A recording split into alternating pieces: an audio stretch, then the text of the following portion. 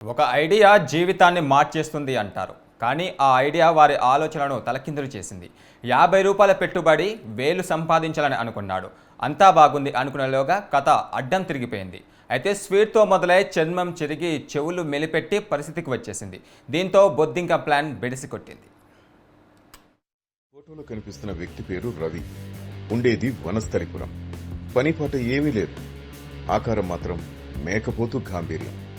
Easy money కోసం ఓ చిన్న ఐడియాతో వ్యాపారం మొదలుపెట్టాడు.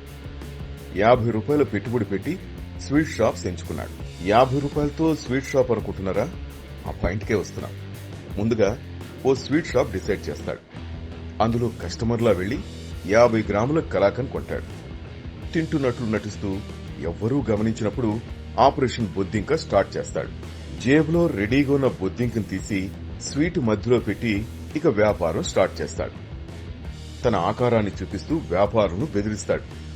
పోలీస్, మీడియా అంటూ నానా హంగామా చేస్తాడు. వీడి బాగోతులు చూసి బెదిరిపోయిన వ్యాపారిని 10,000 నుంచి బేరం మొదలుపెట్టి చివరకు ఎంతో కొంత లాగేసి వెళ్లిపోతాడు. ఆ బొద్దింకే అతని వ్యాపారంలో మెయిన్. అలా సిటీ శివార్లోని నాదర్గూల్, మీర్పేట్, బాలాపూర్, ఆదిబట్ల చాలా ఏరియాల్లో స్వీట్ షాప్ ఓనర్స్ ని ఇలాగే బెదిరించాడు. చివరకు వీడి వేషం గమనించిన వ్యాపారులు రెడ్ హ్యాండెడ్ గా పట్టుకుని మీర్పేట పోలీసులకు అప్పగించారు. అసలు విషయం బయటపడేసరికి మన సార్ కాళ్లబేరానికి వచ్చాడు.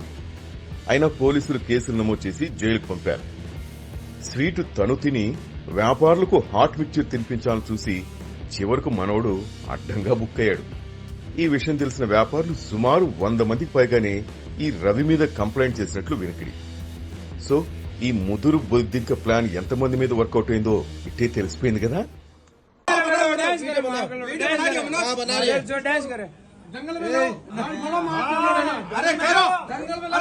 छोटा जेब